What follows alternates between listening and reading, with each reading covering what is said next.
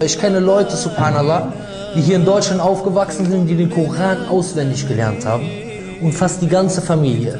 10 Kinder und fast alle können den Koran auswendig. Weil wir brauchen uns nichts vorzumachen.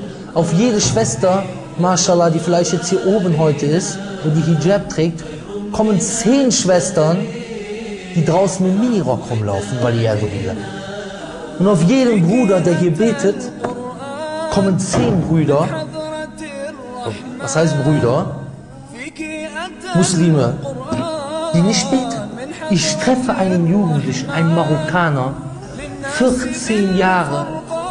Wallahi, der kann die Shahada nicht. Der kann die Shahada nicht erreichen. Jetzt soll ich einen Muslim nennen, der die Shahada nicht kann. Achi, 14 Jahre, Bruder, wo sind die Eltern, Achi? Achi, mein Sohn, der ist 3, der kann die Shahada. Alhamdulillah, mashallah. Bruder, das kann jeder, die Shahada. Meine Mutter kann die Shahada. Meine Schwester kann die Shahada, Achi. Und dieser Junge wächst 14 Jahre in einem sogenannten islamischen Haus auf und der kann die Shahada nicht. Geschweige denn das Gebet. Fatiha, du wirst für deinen Sohn gefragt werden, Achi. Ukhti, du wirst gefragt werden. Es gibt nichts Kleineres als zu sagen, La ilaha illallah Muhammad Rasul. Geschweige denn verstehen, was ist mit dem Kopftuch? Das Problem ist immer, man hat immer das Gefühl im Kopf, ja, okay, Kopftuch, das wird dem Kind schon so eingebläut. Ja, wenn du mal 20, wenn du mal geheiratet hast, dann kannst du Kopftuch haben. Und was passiert natürlich, ist ganz klar, was passiert. Dieses Mädchen wird diese Bestätigung bekommen. Ja, tanz mal, komm, mal dies Lied, mal das Lied. Und durch diese Bestätigung, sie gewinnt etwas, als allererstes, was sie erstmal, vielleicht worauf sie stolz ist, was sie gar nicht geben will.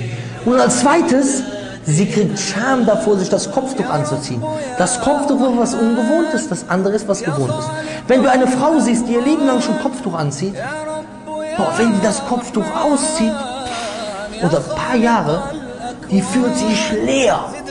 Da kannst du niemals, da kannst du kein Geld geben, die kann nicht auf die Straße geben, weil die dieses Gefühl kennt davon. Aber die das Gefühl nicht kennt, die geht immer weiter weg davon.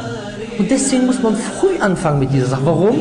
Einen jungen Baum, wie ich eben schon gesagt habe, muss man ein bisschen stützen, ein bisschen schützen, ansonsten wächst der krumm. Und wenn du ihn dann wieder gerade ziehen willst, dann ist deine Tochter schon in der Disco auf der Säule am Tanzen. Ich habe wirklich das Gefühl, als wenn man Angst hat, den Islam zu zeigen. Subhanallah. Brüder, glaubt es mir, in einer Moschee, wo ich jedes Mal bin, da ist Tag der offenen Moschee, da kriege ich am Tag der offenen Moschee von Leuten, die in dieser Moschee sind, von Jugendlichen Anruf, sagen die, ey, wo bist du? Hier ist Tag der offenen Moschee.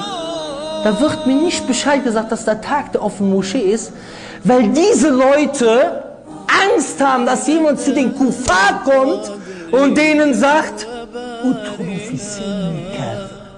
tretet komplett in den Islam ein. Dann wollen die mit denen lieber eine Marmor- und Teppichbeschauung machen. Das ist der Teppich, den haben wir aus der Türkei importiert, der kostet so und so viel 1000 Euro und das ist der Marmor, weil die Angst haben, dass jemand sagt, der Islam ist die Wahrheit.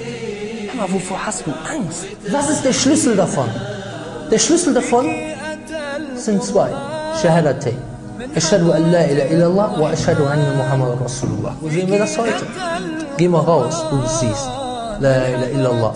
Und dann fährt er mit dem Cabriolet um. Hört sich die Musik an. Ja, und es gibt viele Leute heute, die sagen, wir sind Muslime. Und die sagen, la ilaha illallah, aber die haben es nicht verstanden. Weil wenn du zum Beispiel zu jemandem sagst, das Mädchen muss auf der Arbeit das Kopftuch ausziehen, da sagt der Vater, nein! Was, du willst jetzt die Arbeit kündigen, weil du das Kopftuch nicht anziehen darfst auf der Arbeit? Das darf doch wohl nicht wahr sein. Wie sollst du denn Geld verdienen? La ilaha illallah. Subhanallah. وَمَنْ يَتَقِ اللَّهَ يَجْعَلْ لَهُ مَخْرَجًا وَيَرْزُقْهُ مِنْ حَيْثُ لَا يَحْتَسِبُ. Und wer Allah fürchtet, dem schafft er einen Ausweg und den versorgt er von so, wo er es nicht gedacht hätte. Mensch, hol deine Tochter weg von der Arbeit. Nächste Woche heiratet die einen guten Muslim, Alhamdulillah. Nein, die muss erstmal hier. Ich weiß nicht, welche Krankheit das ist. Das ist irgendwie so die Krankheit, mit der hat man sich eindeutig hier in Deutschland angesteckt. Die Frau muss erstmal die Ausbildung zu Ende schaffen. Ansonsten kann die nicht mit Wallahi. Ansonsten, ja, die muss erstmal die Ausbildung machen. Das heißt, du sagst, nee, Religion erstmal nach hinten, erstmal die Ausbildung. Hey Bruder, Subhanallah, wenn Allah will, dass deine Tochter den Job verliert, die wird ihn jetzt im Moment verlieren. Mensch, wer kann das gegen Allah ausrichten? Wisst ihr, was die Kuffar gesagt haben? Die sagen, Allah, wer versorgt dich von Himmel und Erde? Und wer hat Macht über Gehör und Gesicht? Und wer bringt das Tote aus dem Lebendigen hervor und das Lebendige aus dem Toten? Und wer regelt alle Angelegenheiten? Was sagen die Kuffar? Die Quraysh, was sagt Abu Lahab? Die im Feuer der Jahannam sind. Allah! Und was sagen wir? Der Arbeitgeber. Mensch, vergiss den Arbeitgeber. Bruder, wo ist der Tawakkul? وَعَلَى اللَّهِ فَتَوَكَّلُوا إِن كُنتُم مُؤْمِنِينَ. Und auf Allah vertraut, wenn ihr Gläubige seid. Wo ist Vertrauen auf Allah? Achi, deine Tochter wird heute ohne Kopftuch zur Arbeit gehen. Und morgen wird sie Michael oder Stefan oder Peter oder Klaus kennenlernen. Und die wird dann irgendwo in Buxtehude wohnen. Und was weiß ich, A'udhu Billah, in Sina leben bis zu ihrem Lebensende. Und Achi, du bist dafür verantwortlich. Ya ayyuhalladhina amanu, qu anfusakum wa ahlikum naran.